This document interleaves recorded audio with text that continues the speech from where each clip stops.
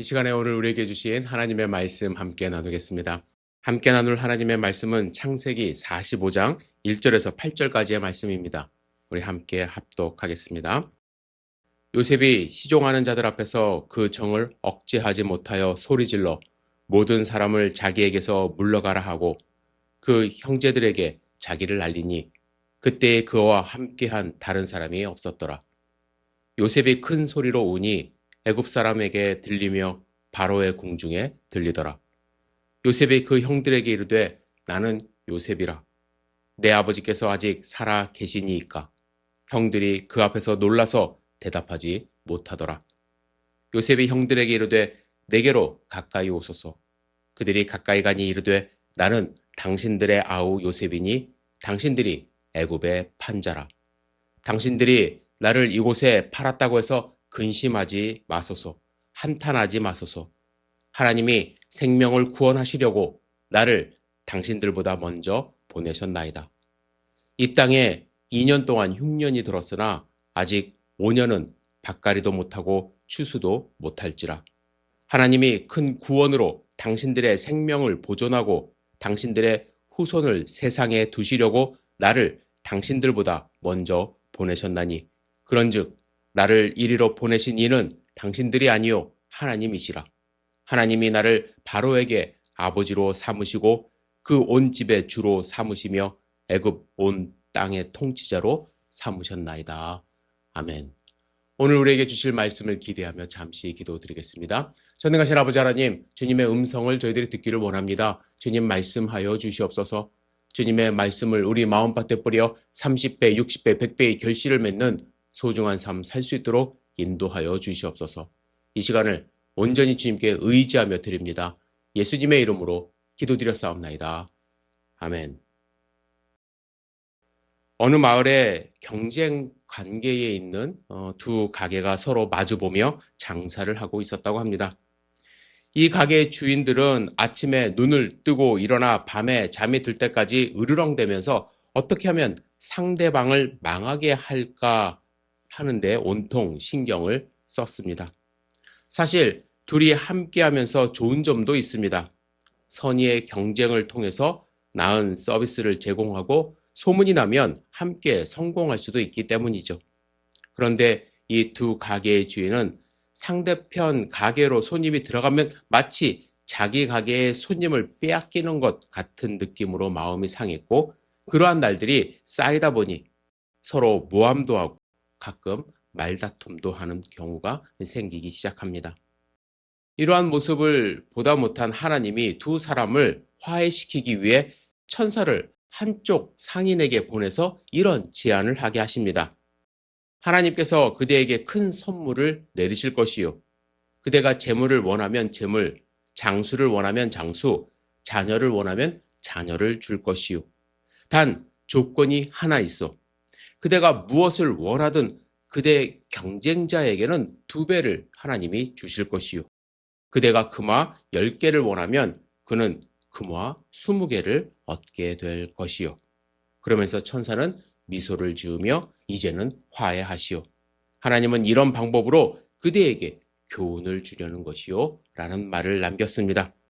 천사의 말을 들은 상인은 한참 고민을 하더니 아니 제가 무엇을 바라든지 다 그렇게 이루어진다는 말씀이죠. 그리고 저쪽 가게 주인은 저의 2배의 축복을 받는다는 것이죠? 라고 물었습니다.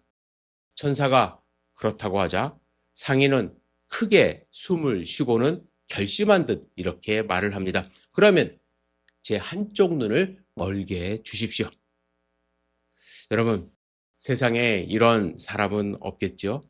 하지만 우리가 분명히 알아야 되는 것은 용서하지 못하면 이런 일이 일어날 수도 있습니다.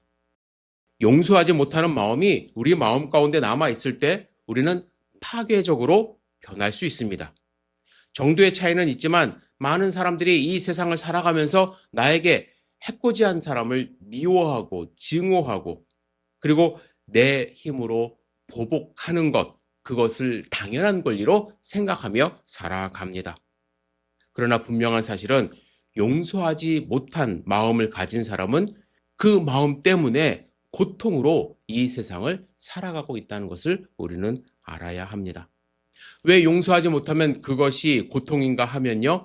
무엇보다도 육체적인 손해가 따라오기 때문에 그렇습니다. 용서하지 못할 때 나타나는 증상 중에 하나가 분노입니다. 이 분노는요, 심장병이나 고혈압을 일으키는 등 심각한 질병을 유발하는 요소라고 합니다. 미국 심장학회는 콜레스테롤, 운동, 영양 등 다른 기준 지표와 함께 신장 질환을 유발하는 위험 요소로 분노를 선정했습니다. 사람들이 조금만 덜 화를 낸다면 사람들이 심장마비로 죽을 확률이 지금보다 3배나 감소할 것이라고까지 말을 합니다. 용서가 안 되는 사람은요, 일생 분노를 안고 살아갑니다. 과거에 나에게 상처를 주었거나 그릇된 행동을 했거나 나에게 속한 것들을 빼앗아간 그러한 사람들, 사건을 생각해 보십시오. 그리고 그 뒤에 일어난 당신의 행동들을 생각해 보십시오. 곧 흘려버리고 친절을 베풀었습니까? 아니면 보복하려 했습니까? 부드럽게 했습니까? 아니면 톡 쏘는 몇 마디 분노를 드러내려 했습니까? 주어진 상황에 굴복하고 받아들였습니까? 아니면 당신의 권리를 위해 싸우겠다고 다짐을 했습니까? 각각의 경우에 있어서 후자를 선택하는 일이 많았음을 인정할 수밖에 없습니다. 우리가 상처를 입거나 손해를 본 경우에 나오는 정상적인 반응이라 할 수도 있습니다. 사도 바울은 이렇게 용서하지 못하는 마음을 육체의 일이라고 이야기를 했습니다. 갈라디아서 5장 19절부터 21절 읽어볼까요? 육체의 일은 현저하니 곧 음행과 더러운 것과 호색과 우상숭배와 술수와 원수 맺는 것과 분쟁과 시기와 분냄과 당짓는 것과 불리함과 이단과 투기와 술취함과 방탕함과 또 그와 같은 것들이라. 전에 너희에게 경계한 것 같이 경계하노니 이런 일을 하는 자는 하나님의 나라를 유업으로 받지 못할 것이요. 여러분, 육체의 일의 중요한 특징이 무엇입니까? 싸우는 거예요. 서로 용서하지 못하는 모습입니다.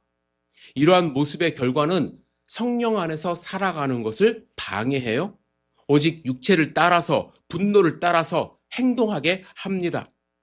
그러한 삶의 결말은 무엇입니까? 황폐한 것으로 사도 바울은 이렇게 이야기를 해요. 갈라디아서 6장 7, 8절입니다. 스스로 속이지 말라. 하나님은 만홀히 여김을 받지 아니하시나니 사람이 무엇으로 심든지 그대로 거두리라. 자기의 육체를 위하여 심는 자는 육체로부터 썩어질 것을 거두고 성령을 위하여 심는 자는 성령으로부터 영생을 거두리라. 사도 바울은 썩어질 것을 우리는 걷는다고 이야기를 합니다. 용서하지 못하는 삶은 육체의 충동과 정욕을 따라 사는 삶이고 그러한 삶의 결과는 파괴되고 몰락한 삶이 될 것입니다. 두 번째로 용서하지 못하면 다른 관계를 파괴하기 때문에 우리에게 고통입니다. 용서하지 않는 마음은 파괴적인 본질 그 한 가지에 국한된 것이 아니에요. 원한과 또 다른 적대 감정은 다른 관계들까지도 옮겨집니다. 우리의 삶이 평화롭기 위해서 우리에게 필요한 것은 용서입니다. 우리는 완벽한 세상에 내 마음에 딱 들어맞는 세상에 살 수 없습니다. 그래서 어쩔 수 없이 우리는 내 자신으로 인해 상처받을 수도 있고 환경적 요인으로 인해 상처받을 수도 있고 인간적인 관계에서 상처받을 수 있습니다. 이 상처에 대하여 우리는 적절히 대응할 수 있을 때 우리의 삶은 훨씬 더 아름다울 수 있는 것이죠. 용서하지 않으면 분노에 사로잡히게 되고요. 관계가 깨진다는 것 우리는 알아야 합니다. 그런데 이거 알아요. 아는데도 용서가 쉽지 않습니다. 그래서 용서가 아닌 것을 용서라고 생각하며 살아갈 때가 많아요. 용서가 아닌데 그래 나는 용서했어 라고 생각하면서 살아갈 때가 많이 있습니다. 그래서 용서라고 착각하는 것을 우리는 구별할 줄 알아야 되는데요. 무엇보다도 첫째, 상대방이 한 일을 용납하는 것, 그냥 받아들이는 것, 그것이 용서라고 생각하는데 그것이 용서가 아닙니다. 여러분 오해하지 마세요. 용서한다고 해서 범죄자를 용서한다고 해서 그가 한 행위, 즉 범죄를 승인하는 것이 아니라는 것을 우리는 먼저 알아야 돼요. 하나님은 결코 죄를 인정하지 않으십니다. 하지만 하나님은 죄인을 용서하세요.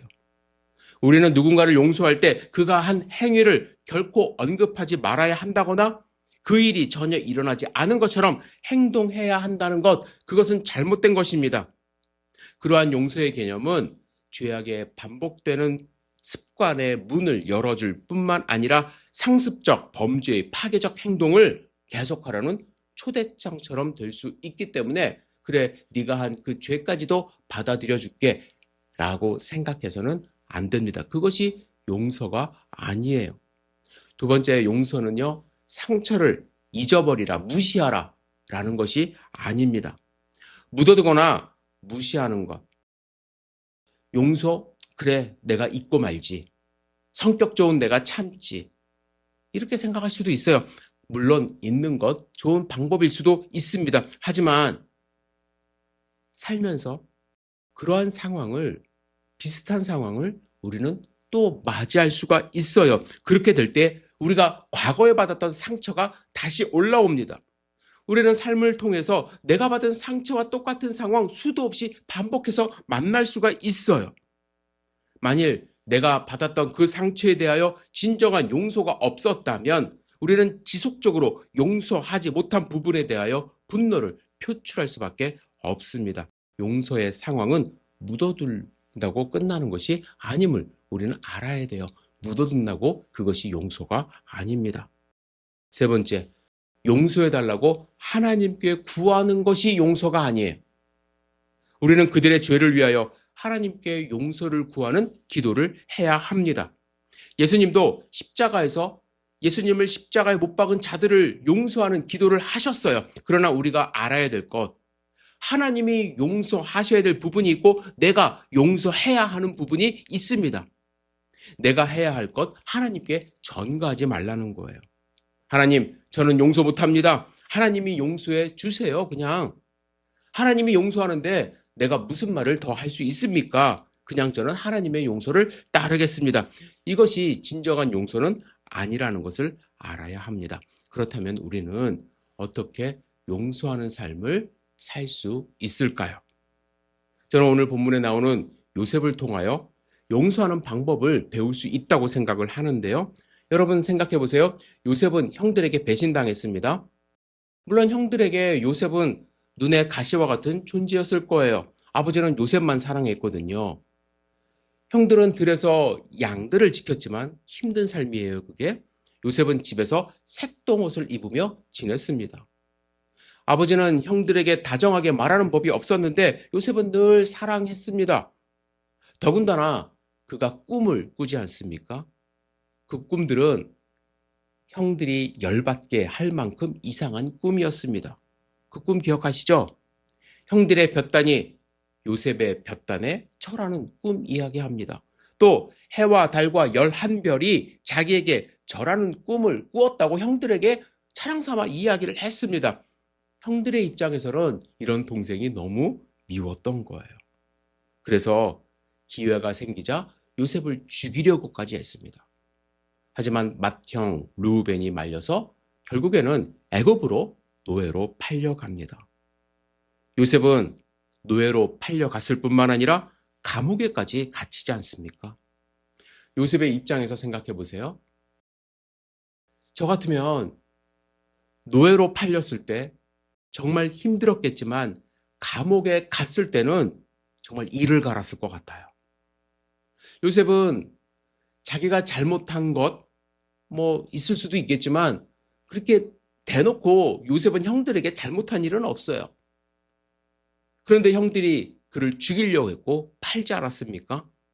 따라서 요셉은 형들을 원수로, 그죠? 생각할 수 있을 만한 충분한 이유를, 조건을 가지고 있었습니다. 그런데 그런 상황에서 요셉의 생각은 달랐습니다.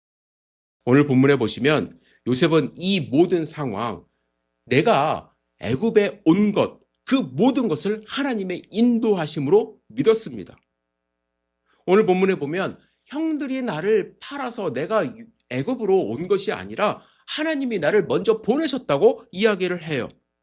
8절까지 3번이나 반복해서 말을 합니다. 5절에 보시면 하나님이 생명을 구원하시려고 나를 당신들보다 먼저 보내셨나이다. 7절에 하나님이 큰 구원으로 당신들의 생명을 보존하고 당신들의 후손을 세상에 두시려고 나를 당신들보다 먼저 보내셨나니. 8절, 그런즉 나를 이리로 보낸 이는 당신들이 아니요 누구라고요? 하나님이시라. 저는 모든 사람들에게 인생의 고난은 한두 번 꼭 온다고 생각을 합니다. 그런데 그런 고난에 대하여 좌절하고 절망하고 남 탓하고 하는 사람이 있는 반면에 그 고난을 주신 이유를 생각하면서 하나님의 섭리를 믿으려 하는 사람들이 있다고 저는 생각을 합니다. 여러분은 어느 축에 속하십니까? 남 탓하시고 분해하시고 원수로 삼고 그런 삶을 살아가십니까? 아니면 이 모든 것이 하나님의 뜻이다라는 확신을 가지고 그 상황 속을 걸으며 그 상황을 극복하려고 하는 삶을 살아가십니까? 호주 태생의 닉 부이치치 여러분들 기억하시는지요?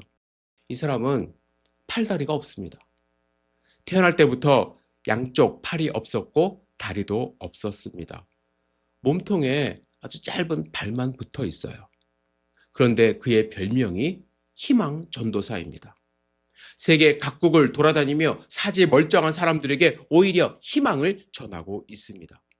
물론 그는 어릴 때 이 생을 살기 싫다는 마음을 가지고 죽고 싶다는 생각도 해서 자살을 시도한 적도 있었다고 말을 합니다. 하지만 그가 죽고 싶어 욕조에 들어가 물속에 있을 때 그는 그 순간에 발견한 것이 무엇이냐면 나는 수영할 수 있다라는 사실을 발견을 했어요.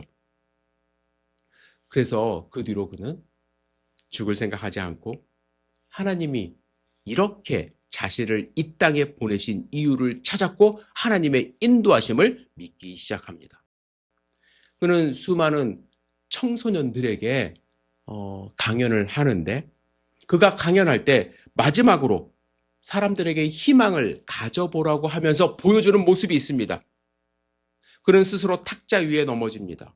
팔도 없고 다리도 없습니다. 어떻게 일어날까요? 그는 그가 거기에 놓은 성경책에 기어갑니다. 거기에 머리를 대고 머리로 성경을 의지하며 일어나는 모습을 보여줘요. 즉 그는 하나님의 말씀을 의지하며 하나님이 이 땅에 자신을 보내신 그 이유를 의지하며 살아가고 있음을 몸으로 보여주는 것입니다. 요셉도 마찬가지예요. 하나님의 인도하심을 믿었습니다. 하나님의 말씀을 믿었습니다. 그 말씀을 의지해서 살아간 것입니다. 요셉이 형들을 용서할 수 있었던 또 다른 이유는 무엇이냐면 성공이라고 생각을 합니다. 여러분, 상황을 한번 바꿔서 요셉이 성공하지 못했다고 생각해 보십시오.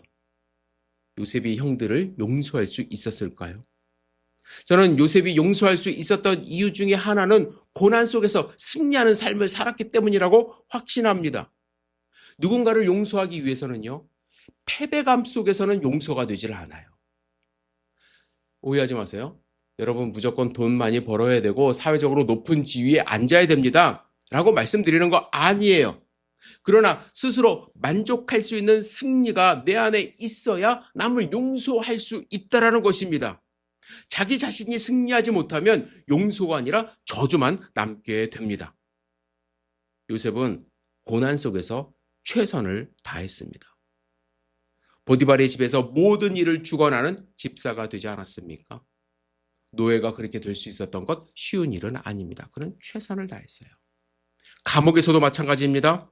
최선을 다해서 그곳에서도 인정받았습니다. 총리가 되어서도 그랬습니다.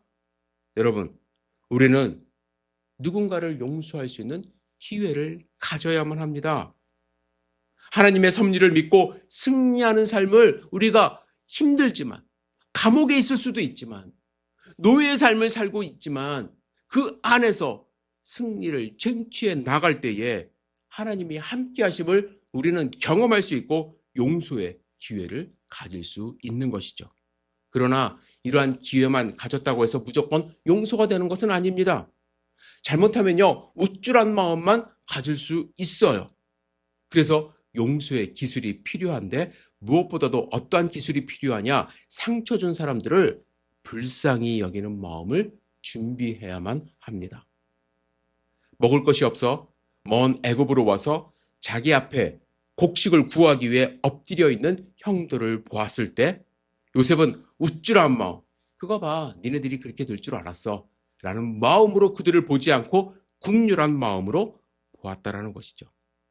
이렇게 국률하게 여기는 마음이 미리 준비되어 있지 않으면 우리는 용서가 일어나지 않습니다.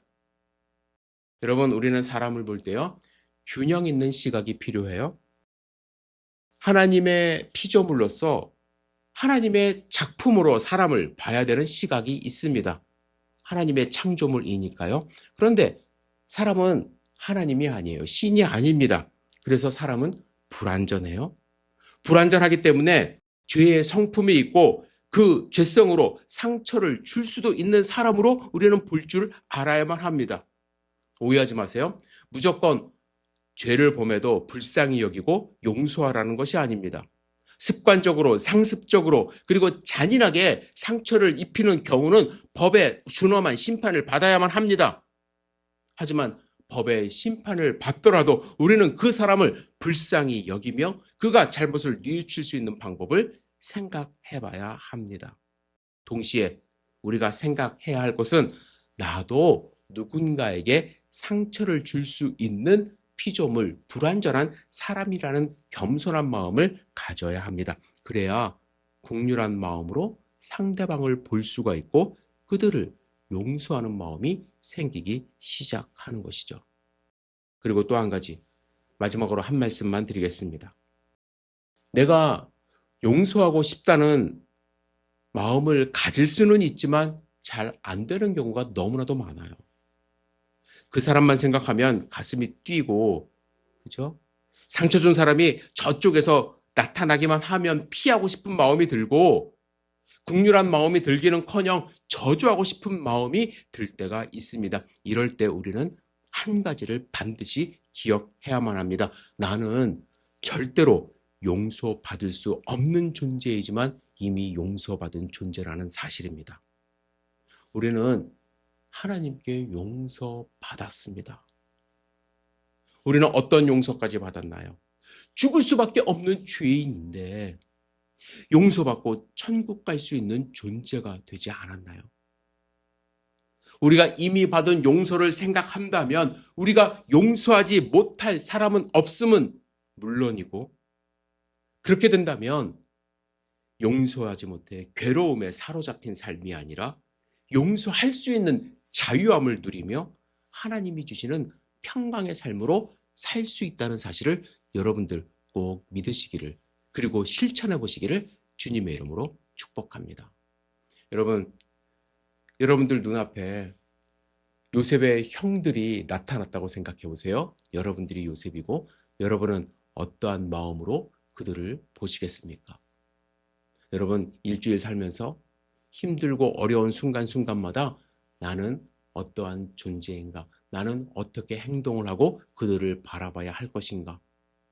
여러분들, 하나님의 말씀으로 실천해 보시고 용서를 하면서 마음의 평강을 누려보는 소중한 일주일의 삶이 되시기를 주님의 이름으로 축복합니다. 기도하겠습니다. 전능하신 주님, 우리의 삶을 지켜주시옵소서. 세상이 너무나도 험하고 사람들이 악해서 우리에게 너무나도 많은 상처를 줍니다. 그럴 때마다 우리는 분노하지 않도록 인도하여 주시고 그들을 하나님의 시각으로 바라볼 수 있는 눈을 허락하여 주셔서 용서가 일어날 수 있도록 주여 축복하여 주시옵소서. 하나님이 하신다라는 확신을 갖고 살아갈 수 있도록 인도하여 주시옵소서. 예수님의 이름으로 기도드렸사옵나이다. 아멘.